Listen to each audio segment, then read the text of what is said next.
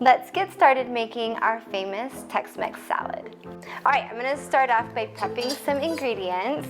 And this is from our brand new cookbook called Raised in the Kitchen. It's all about teaching your kiddos how to cook with you, and maybe for yourself too, if you didn't happen to grow up in the kitchen. So I'm gonna start with the lettuce so that I can pass this off to some little ones in a bit. I just chopped off the end. I'm gonna run it under the water. Okay, let me just chop this in nice big pieces. And the best part about a meal like this is that it has a lot of different parts that you can stick kiddos on. All right, so we're gonna chop up some avocados. And you know the rule, you start from the top and you work your way all the way around the pit. Twist, and voila. Okay, this always makes people a little nervous, but the best way to get the pit out is to pinch your knife, smack the pit, and give it a turn, and voila. Okay, now we're just going to do slices. You can chop them, mince them. You could even smash it up into guacamole. That's the best part about Tex-Mex, is anything goes. All right, jalapenos next. The kids are not a fan of these, but I put them in a little dish off to the side so that whoever wants a little kick can totally have it. We're gonna chop a red onion. Set a piece of it aside and peel it off here. I kind of like to look for ingredients that are going to have lots of beautiful color and variation. It kind of gets everyone more excited to eat. So I'm just pressing my hand down flat on the onion and running my knife along the inside. I just want to dice it, so I'm making them as small as possible. Let's do one more.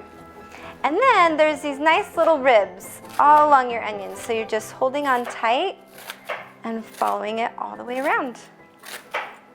And we're gonna move on to the bell peppers. I have such a fun trick here. Slice off your top, and then I'm just going to run my knife down and around the bell pepper, and then you don't have to worry about all those seeds in the center. Voila! Isn't that so fancy? But it's not really, it's super easy. So I'm just gonna chop up some bell pepper here. Now I chose to do a red and a green, again, just trying to incorporate color. I happen to know a thing or two about getting your kids to eat, and I had 3 picky kids of my own. One is still such a picky eater, but we're working on it, and that's part of how we do it. We stick him in the grocery store with us, have him touch the food, and get him involved in the kitchen. In fact, let's call them in right now so that Mom isn't doing all the work alone. Hey guys, do you want to come in the kitchen and help out? Try doing age-appropriate tasks for each person. So, Claire and Grayson, do you guys want to help out? Yeah. Okay, can I have you guys spin the lettuce? Grayson, I have a feeling you're gonna love this job. Let me show you. We lock this into place and then give it a push. Push it hard. See it spinning? It's gonna spin off all the water, so keep pumping it. Cade, I need the beans started, tomatoes chopped, and cheese. That is cheese. So hard sometimes. Okay, tomatoes, cheese, beans, please. Okay. And then Peyton, I already know what you're going to want to do. Peyton has this great love for Tex-Mex salad dressing. We created the recipe together, so will you do the dressing, please? Yeah. Okay. All right, let's get to it. Good job, Grayson. So we're gonna start out with the ranch. We pour it in the blender here. Okay, we're gonna use a tomatillo. Did you know that tomatillos actually are underripe when they're like this? When they're ripe, they're yellow. So we're actually using one that's not ripe, but it kind of tastes like, almost like a tomato, but it has a little bit more of a lemony, limey zest. So will you just chop it in half so the blender's not going nuts? And then we're gonna add taco seasoning, and then break off a handful of cilantro, just a nice big handful like that. Yep, and throw it into the blender. Need some mom help there? Yes. Okay. Throw it on in. Peyton learned her lesson a long time ago. It's much easier to squeeze a lime if you roll it first. And then go ahead and slice it. Once you guys are done with the lettuce, I'm gonna have you crunch up some chips and put them in the very center.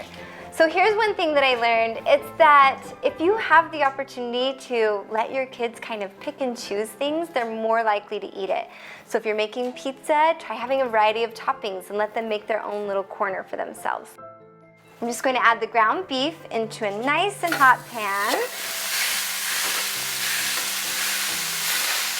So I'm just going to cook this up and then we'll drain it off in the sink in a second.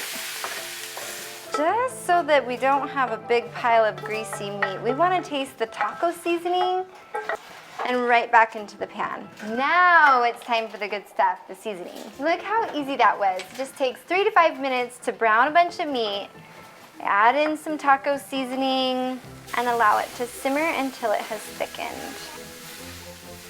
Peyton, we need to run warm water over the corn. This is one of my favorite tricks ever, is that you don't have to go crazy to have roasted corn. You can buy it in the freezer section. All you do is put it in a bowl, run warm water over it, and it goes right on top of the salad. No cooking necessary.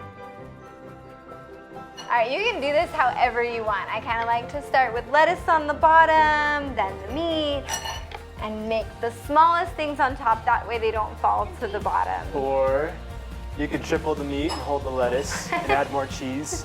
Which is Kate's style. So whichever way you end up doing this, this is one of our family favorite recipes that we hope you enjoy with your own family.